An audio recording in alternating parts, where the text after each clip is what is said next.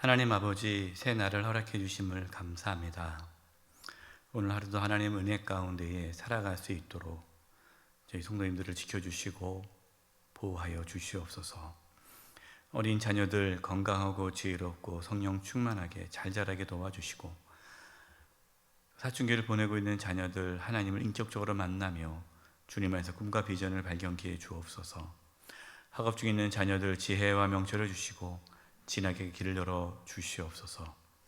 취업을 준비하고 있는 우리 자녀들, 성도님들 취업의 길을 열어 주시고 세상에 나아가서 빛과 소금 역할을 잘 감당할 수 있도록 도와주시옵소서. 군 복무 중에 있는 자녀들, 또 유학 중에 있는 자녀들, 흩어져 있는 성도님들을 눈동자와 지켜주시고 보호하여 주시옵소서. 코로나19로 인하여서 경제적으로 많은 어려움을 겪고 있는 성도님들이 있습니다.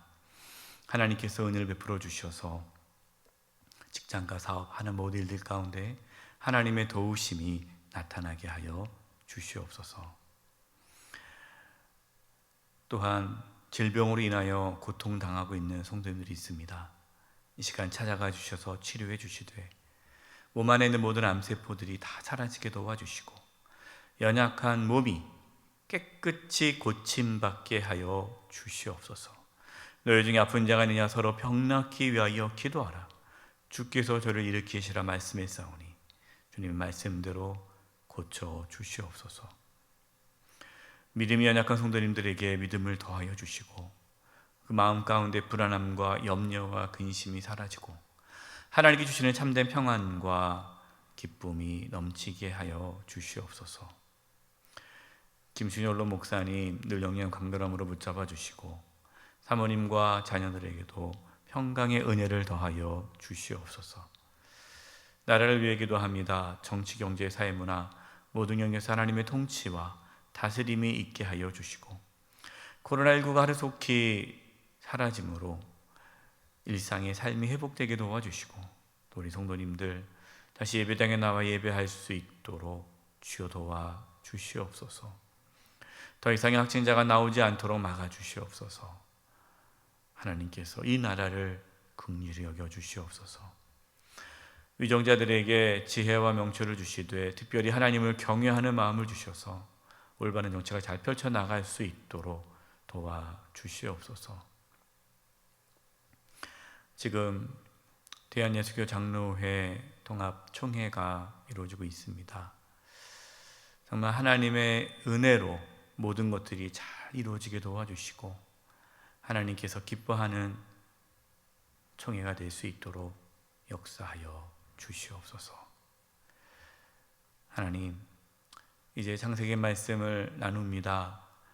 오늘 말씀을 통하여 하나님의 뜻을 깨달아 알게 하여 주시고 우리 사랑하는 성도님들 한 사람 한 사람 지켜주셔서 다른 사람도 코로나19에 감염되지 않도록 지켜 보호하여 주시옵소서. 주님께 부탁드리옵고 예수님의 이름으로 기도드립니다. 아멘. 할렐루야. 하나님의 은혜가 있기를 간절히 바랍니다. 오늘 함께 나눌 말씀은 창세기 49장 13절에서 28절입니다.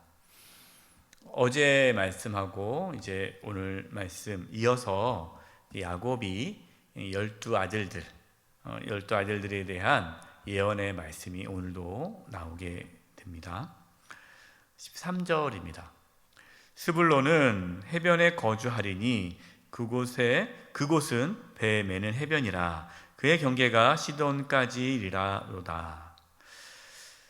스불론, 야곱의 아들 스불론인데 이 스불론의 후손들은 해변에 거주할 것이다 라고 예언을 하고 축복합니다. 그러나 실제로 이제 이 이스라엘 백성들이 가나안 땅에 들어가서 땅을 분배받을 때에 이 스불론 지파는 해변이 아니라 다른 지파들이 둘러싸여 있는 그 내륙이죠. 해변이 아니라 내륙을 받게 됩니다. 이 야곱의 예언과 다르게 스불론 지파는 땅을 받게 되죠. 그다음에 14절과 15절입니다. 이사갈은 양의 우리 사이에 꿇어 앉은 건장한 나귀로다. 그는 쉴 곳을 보고 좋게 여기며 토지를 보고 아름답게 여기고 어깨를 내려 짐을 메고 앞제 아래에서 섬기리라. 이사갈은 비옥한 땅, 아주 그는 쉴 곳을 보고 좋게 여기며 토지를 보고 아름답게 여기고, 그러니까 비옥한 땅에서 살 것이다 라고 예언을 했어요. 실제로 또 이사갈 지파가 받은 땅은 이 갈릴리 지역의 남쪽 지역입니다. 그래서 그 땅은 비옥한 땅이에요. 그런데 이사갈은 비옥한 땅을 받았지만 그곳에서 나귀처럼 압제를 당한다라고 하였습니다. 17절입니다. 단은 길섭의 뱀이여 샛길의 독사로다. 말굽을 물어서 그 탄 자를 뒤로 떨어지게 하리로다. 이 단은 길가에 있는 뱀처럼 이게 미약하지만, 미약하다는 의미입니다. 그러나 말굽을 물어서 말 탄 자를 떨어뜨리게 된다. 그러니까 그만큼 미약하지만 그래도 뭔가는 한다라는 거죠. 그래서 이것은요, 단 지파가 약할지라도 12지파 중에서는 그래도 어느 정도 역할을 잘 한다라는 뜻입니다. 19절입니다. 갓은 군대의 추격을 받으나 도리어 그 뒤를 추격하리로다. 여러분, 갓은 이제 나중에 갓지파는 땅을 분배받을 때 요단 동편 쪽을 땅을 받게 됩니다. 동편 쪽. 원래는 이제 요단을 건너서 요단 서편 이 가나안 땅에 들어가서 땅을 분배를 받아야 되는데, 므낫세 반지파, 그다음에 갓지파, 그렇게 이 갓지파는 여기서 이쪽 요단 동쪽에 정착하게 됩니다. 그런데 그 요단강 동쪽에 있는 가나안 땅이 아닙니다. 그쪽에 있는 땅은 물론 비옥해요. 좋은 땅인데 주변 국가로부터 공격을 많이 받습니다. 그로 인해서 갓지파는 많은 어려움을 겪게 되고 결국에는 요단 동편에 있는 모든 그 땅들은 이제 잃게 되죠. 그러나 이제 그것으로 인해서 갓지파는 싸움을 잘 하는 전사들이다라는 소문을 얻게 되죠. 20절입니다. 아셀에게서 나는 먹을 것은 기름진 것이라 그가 왕의 수라상을 차리리로다. 아셀이 가장 비옥한 땅을 받아 풍족하게 된다라는 말씀인데요. 실제로 이 아셀이 받은 땅이 가장 비옥한 땅입니다. 그래서 그 아셀 지파가 있는 그곳은 뭐로 유명하냐면 올리브유가 나는 걸로 유명합니다. 그래서 먹을 것은 기름진 것이다. 그래서 이제 올리브유가 풍성히 나는 곳으로 유명하죠. 21절입니다. 납달리는 노인 안사슴이라 아름다운 소리를 발하는도다. 이 노인 안사슴이라는 것은 풍요로운 삶을 산다라는 의미가 있습니다. 납달리 지파가 받은 땅은 갈릴리 북쪽 지역이에요. 갈릴리 북쪽 지역은요, 물이 많고 과실수가 잘 자라는 땅입니다. 아주 비옥한 땅이죠. 그리고 야곱은 마지막으로 라헬의 아들인 요셉과 베냐민에 대한 예언을 합니다. 22절입니다. 요셉은 무성한 가지 곧 샘 곁에 무성한 가지라. 그 가지가 담을 넘었도다.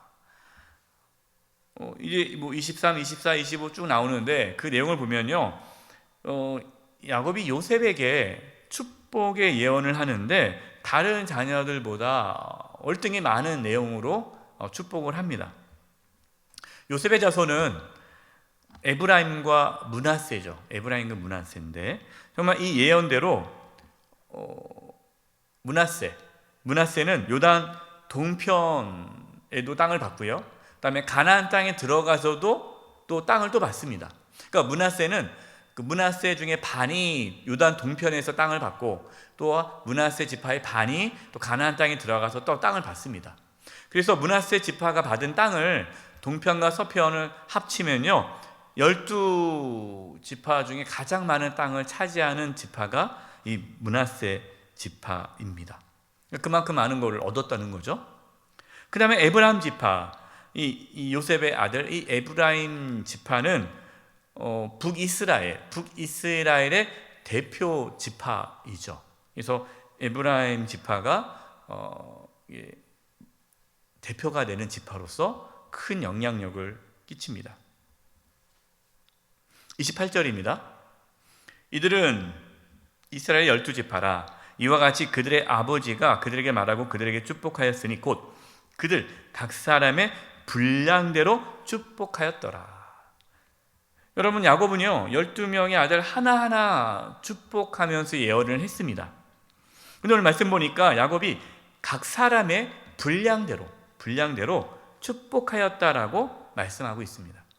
여러분, 야곱은요 다 자기가 사랑하는 아들들 아닙니까? 그러면은 내가 원하는, 내가 하고 싶은 모든 축복의 말을 다 할 수 있잖아요. 그러나 야곱은 무조건 좋은 말만 예언하지 않았어요. 축복하지 않았어요. 어떤 아들들은 축복 같지 않은 예언 같도 해요.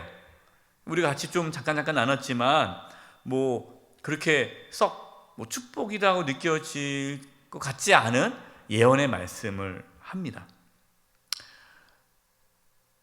그러니까 야곱은 어떤 인간적인 아버지로서의 그러한 마음으로 아들들을 축복하고 예언한 것이 아니라 하나님께서 야곱을 통하여 그 자녀들이 그 각자의 믿음의 분량대로 또 각자의 하나님께 주시는 그 축복의 분량대로 받게 됐다라는 겁니다.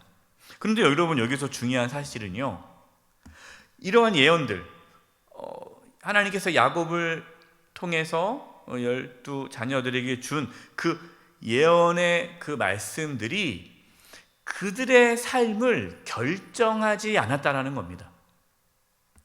이게 중요합니다.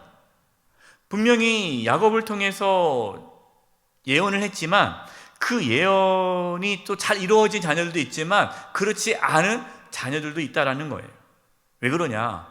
그들이 어떻게 살아가느냐에 따라서 그 하나님의 축복이 되고 또 때로는 좋지 않았던 그것들이 또 바뀌어서 좋게 되기도 한다라는 거예요. 예를 들어 보겠습니다. 요셉이에요. 요셉. 여러분, 요셉은 엄청난 축복을 받았어요. 그렇죠? 가장 많은 축복을 받았습니다. 그러나 그의 후손인 에브라임과 므낫세 그 지파는, 에브라임 지파, 므낫세 지파는 온전히 하나님을 따르지 않죠. 우상을 섬기지 않습니까? 그래서 결국 그 북이스라엘은 멸망을 당하고 말아요. 여러분, 우리의 자녀들이 하나님의 축복을 받기를 원하고 우리는 또 자녀들을 또 축복하면서 기도하지 않습니까? 하나님, 우리의 자녀들이 잘 되게 해주시고 여러 가지 축복을 하잖아요. 이건 참 귀한 거예요. 그러나 자녀들이 하나님을 경외하지 않고 자녀들이 온전히 하나님만을 따르지 않으면 그 부모의 모든 기도와 그 축복의 메시지는 의미가 없다라는 거예요. 물론 여러분, 부모의 기도가 또 부모의 어떠한 축복의 메시지가 필요 없다라는 건 아닙니다. 중요해요. 여러분, 자녀를 위해서 기도하시기 바랍니다.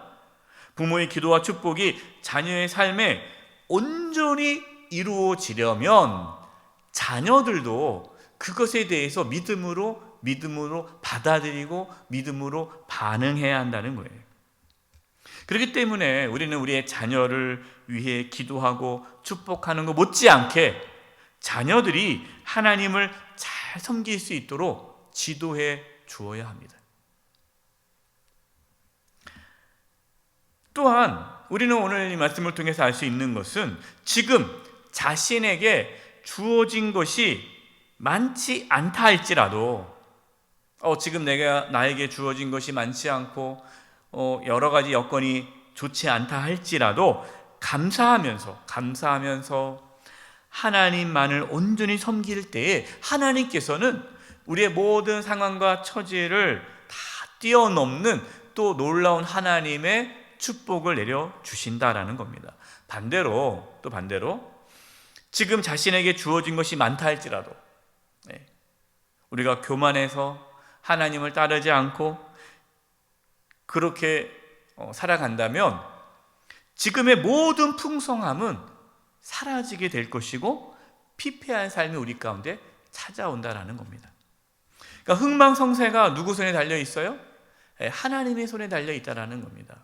우리가 야곱의 그 12아들들, 하나님께서 야곱을 통해서 12아들들에게 축복하고 또 예언했지만 그대로 다 똑같이 되진 않았어요.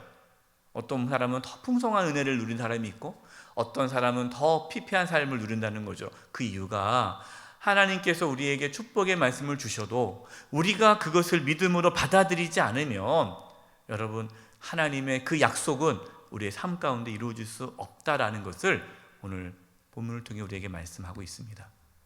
저와 여러분, 또 우리의 자녀들이 정말 하나님을 온전히 섬김으로 하나님 말씀에 순종하며 나아감으로 우리가 우리의 자녀를 위하여, 특별히 우리의 자녀를 위하여 기도했던 모든 그 축복이 정말로 30배, 60배, 100배로 열매 맺어지기를 간절히 축원드립니다. 기도드리겠습니다. 하나님 아버지, 하나님께서 우리에게 주시는 그 놀라운 축복의 말씀, 약속의 말씀들이 온전히 성취될 수 있도록 저희들이 믿음으로 받아들이게 하여 주시고, 특별히 우리의 자녀들이 하나님을 온전히 섬기고 하나님을 경외함으로 자녀들을 위한 모든 축복의 기도가 30, 60배, 100배로 열매 맺게 하여 주시옵소서. 예수님의 이름으로 기도드립니다. 아멘.